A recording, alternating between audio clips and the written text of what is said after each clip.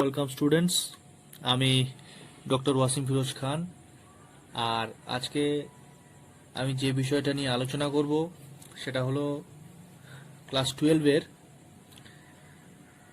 Unit 2 এর একটা বিষয়।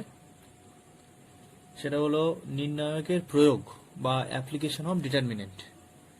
এর আগের ক্লাসে আমি ম্যাট্রিক্স এবং ডিটারমিনেন্টের বিভিন্ন বিষয়, তাদের বেসিক প্রপার্টি সম্পর্কে আলোচনা করেছি। তো আজকে আমি মূলত আলোচনা করব নির্ণায়কের প্রয়োগ অর্থাৎ অ্যাপ্লিকেশন অফ ডিটারমিনেন্ট, এবং এরপরে ইনভার্স অফ এ ম্যাট্রিক্স অর্থাৎ ম্যাট্রিক্সের বিপরীত নিয়ম এবং তারও অ্যাপ্লিকেশন, এটা সম্পর্কে।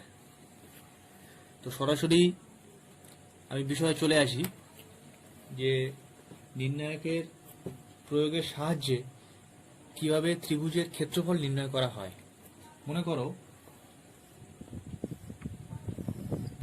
এবিসি যে কোনো একটা ত্রিভুজ, যেখানে এ বিন্দু স্থানাঙ্ক ধরলাম x1 y1, বি বিন্দু হলো x2 y2, আর সি বিন্দু হলো x3 y3।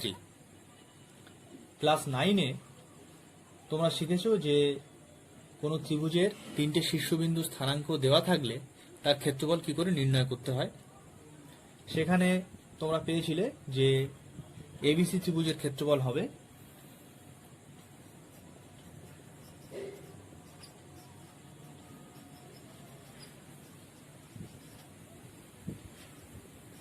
Half into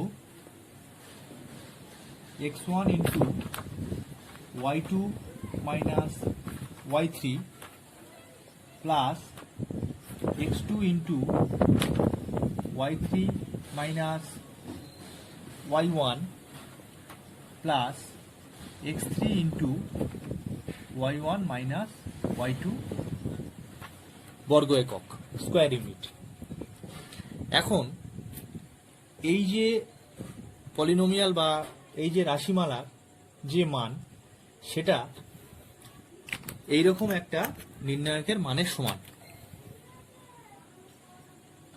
half of determinant x1 y1 1, x2 y2 1, x3 y3 1 এত বর্গ একক বা স্কোয়ার ইউনিট। সুতরাং ডিটারমিনেন্টের সাহায্যে যদি এবিসি ত্রিভুজের ক্ষেত্রফল নির্ণয় করতে হয়, যেখানে এ বি সি এর স্থানাঙ্ক দেওয়া আছে, সেক্ষেত্রে তার ক্ষেত্রফলের মান হবে হাফ অফ এই ডিটারমিনেন্ট, এত বর্গ একক।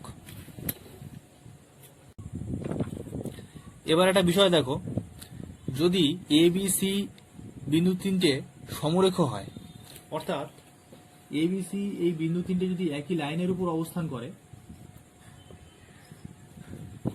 যেখানে এবিসি বিন্দু স্থানাঙ্ক আগে যেমন দেওয়া হয়েছে x1 y1 x2 y2, আর এটা হচ্ছে x3 y3, সেক্ষেত্রে যদি আমি এবিসি ত্রিভুজের ক্ষেত্রফল নির্ণয় করি তাহলে তার মান হবে 0।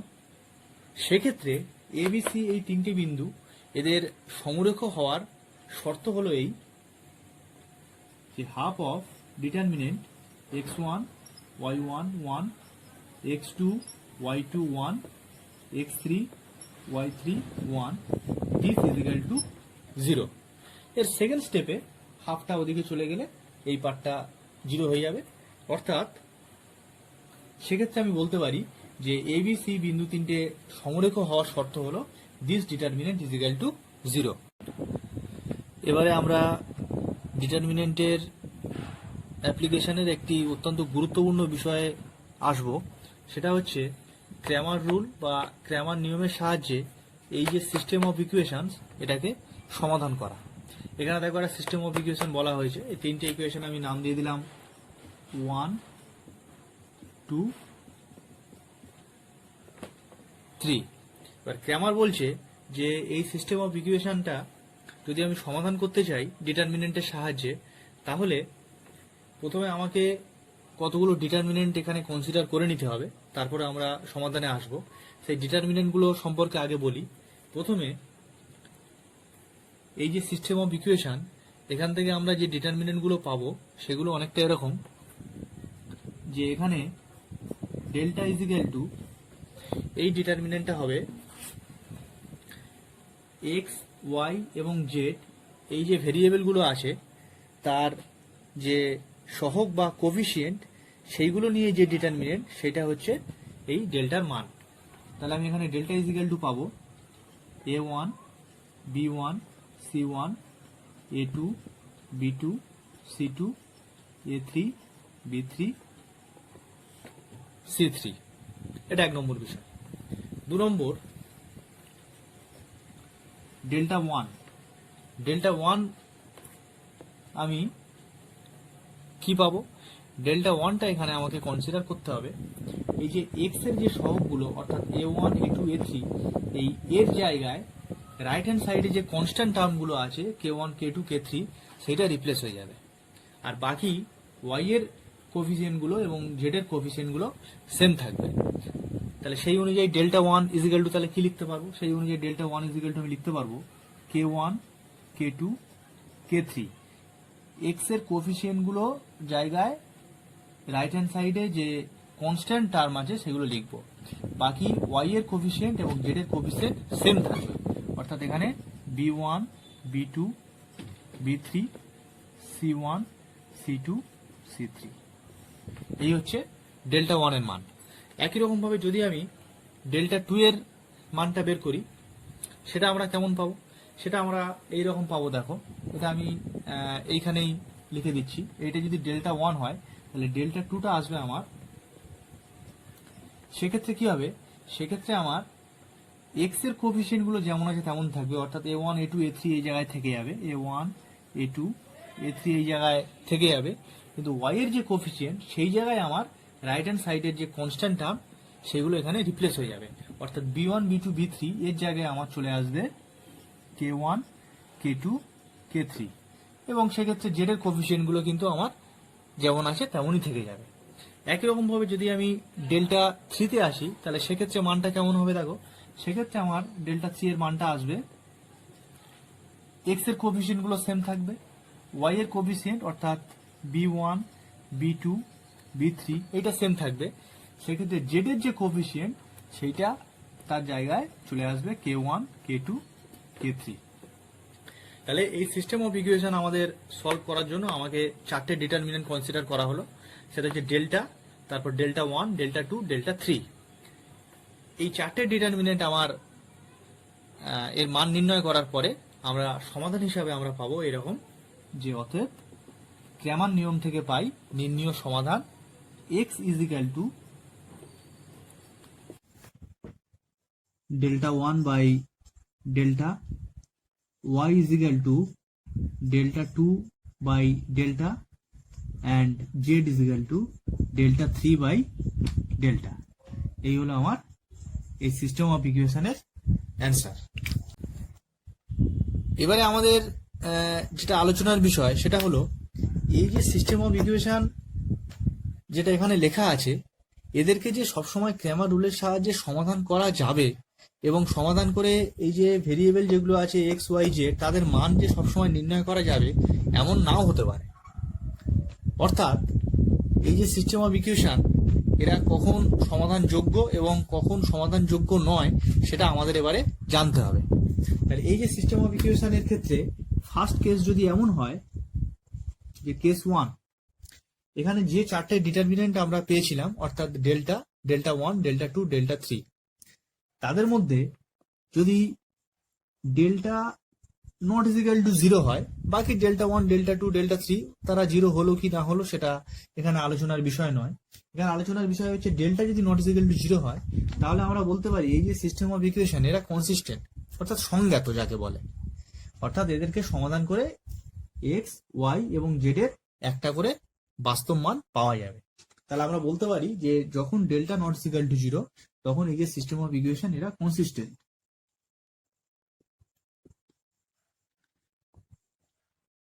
এবং এদের একক সমাধান আছে। সেকেন্ড কেস কি হবে? সেকেন্ড কেস যদি এই যে চারটে ডিটারমিনেন্ট আমরা পেয়েছিলাম তাদের মধ্যে ডেল্টাটা 0 হয়ে গেল, কিন্তু বাদবাকি যে চারটে ডিটারমিনেন্টের মধ্যে বাদবাকি যে তিনটে আছে, অর্থাৎ ডেল্টা 1 অথবা ডেল্টা 2 অথবা ডেল্টা 3, এদের মধ্যে যে কোনো একটি নট ইজ ইকুয়াল টু 0, তখন কিন্তু এই যে সিস্টেম অফ ইকুয়েশন এরা ইনকনসিস্টেন্ট, অর্থাৎ এদেরকে সমাধান করা যাবে না।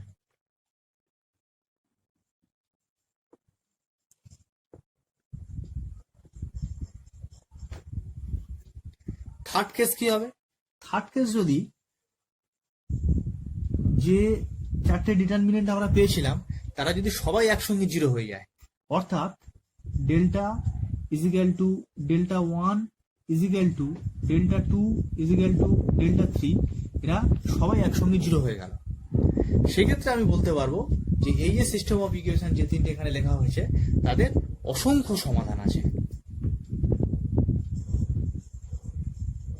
তাদের অসংখ্য সমাধান আছে, অর্থাৎ এক্স ওয়াই জেড এর একাধিক মান পাওয়া যাবে। এবারে আমরা একটা এক্সাম্পলে চলে আসছি। দেখো এখানে একটা এক্সাম্পল দেওয়া হয়েছে যে ক্র্যামার রুল দিয়ে সমাধান করো বলে একটা সিস্টেম অফ ইকুয়েশন এখানে বলা হয়েছে। তিনটে ইকুয়েশন আছে, এখানে তিনটে ইকুয়েশন লেখা হয়েছে। তাহলে ক্র্যামার নিয়মের সাহায্যে এই সিস্টেম অফ ইকুয়েশনকে কিভাবে সমাধান করা যায় সেটা আমরা আলোচনা করব। তাহলে প্রথমে যে ইকুয়েশন গুলো থাকবে সেগুলো লিখে নেবে। এখানে লেখা আছে বলে আমি আর লিখছি না, তোমরা এখানে যে তিনটি ইকুয়েশন বা দুটো ইকুয়েশন দেবে সেটাকে তলায় তলায় লিখে নেবে, তাহলে সুবিধা হবে। শুধু তাই নয়, এইখানে যে এক্স এর যে টার্মটা আছে সেকেন্ড ইকুয়েশনটার তলায় লিখবে, অর্থাৎ x plus y minus z is equal to 0 সেটার তলায় লিখবে। আর থার্ড যে ইকুয়েশনটা আছে 5x মাইনাস 9y, এখানে দেখো জেড এর টার্ম নেই, তাহলে এখানে তোমরা যখন লিখবে তখন এখানে লিখবে যে 5x minus 9y plus 0z is equal two 1 বলে তিনটে ইকুয়েশন তলায় তলায় লিখবে। লিখে নিয়ে প্রবলেমটা সলভ করা শুরু করবে, তাহলে অনেক সুবিধা হবে। যাই হোক, তাহলে সিস্টেম অফ ইকুয়েশনটা লেখার পর আমরা লিখব যে ক্র্যামার নিয়মে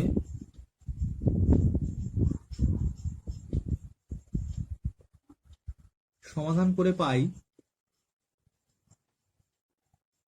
সমাধান করে x is equal to delta 1 by delta, y is equal to delta 2 by delta, and z is equal to delta 3 by delta, এরকম থাকবে। তারপরে লিখবে যে যেখানে ডেল্টা ইজ ইকুয়াল টু, এখানে এবার ডেল্টার ভ্যালুটা বার করতে হবে।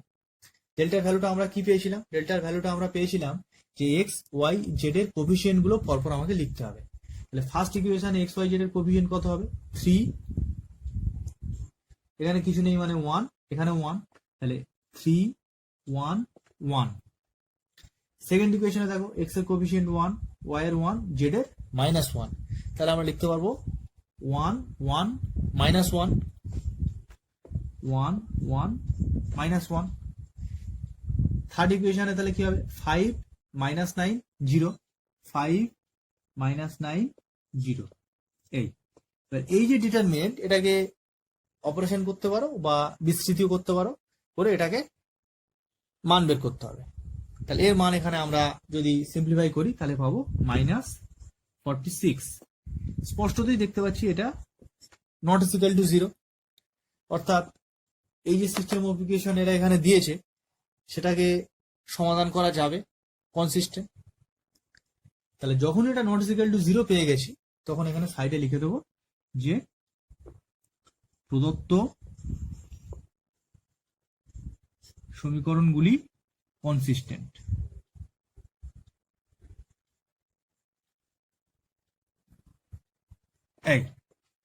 এরপরে আমরা যথাক্রমে ডেল্টা 1, ডেল্টা 2, ডেল্টা 3 বের করব। তাহলে ডেল্টা 1টা তাহলে আমরা কি পাবো? ডেল্টা 1টা আমরা তাহলে পাবো যে 3 1 5, অর্থাৎ এক্স এর যে কোফিসিয়েন্ট যেগুলো ছিল তার পরিবর্তে আমরা রাইট হ্যান্ড সাইডে যে কনস্ট্যান্ট টার্ম অর্থাৎ 10 0 1 এই তিনটে লিখবো। তাহলে ফার্স্ট কলামে লিখবো 10 0 1, সেকেন্ড এবং থার্ড কলামটা যা ছিল আমরা তাই লিখবো, অর্থাৎ কলাম ওয়াইজ 1 1 -9 1 -1 0। একই রকম ভাবে যদি আমরা এটাকে বিস্তৃত করি তাহলে এর মান আমরা পাবো -92। একই রকম ভাবে ডেল্টা টুর ভ্যালুটা তোমরা বার করবে। এখানে ডেল্টা টুর ভ্যালুটা ডিটারমিনেন্টের সাহায্যে লিখে সেটাকে সিম্পলিফাই করলে আসবে -46, এটা তোমরা নিজেরা করবে।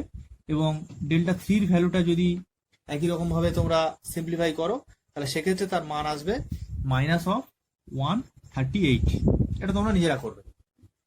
তাহলে এইবার আমরা নির্ণয় সমাধানটা কি পাচ্ছি দেখো। অতএব নির্ণয় সমাধান x ইজিক্যাল টু আমরা কি পেয়েছিলাম, x ইজিক্যাল টু পেয়েছি ডেল্টা 1/ডেল্টা। তাহলে ডেল্টা 1 এর ভ্যালু কত, -92, তাহলে -92 বাই ডেল্টার ভ্যালু কত পেয়েছি -46, তাহলে -46 equal two 2।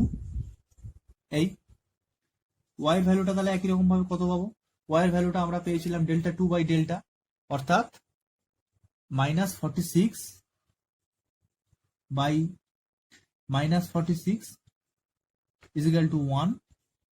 And finally z এর ভ্যালুটা আমরা পাবো -138 by -46, this is equal to 3।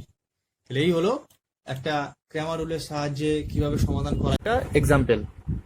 এর পরের ক্লাসে আমি ইনভার্স অফ এ ম্যাট্রিক্স এবং তার অ্যাপ্লিকেশন এটা নিয়ে আলোচনা করব। আজকে এই পর্যন্ত।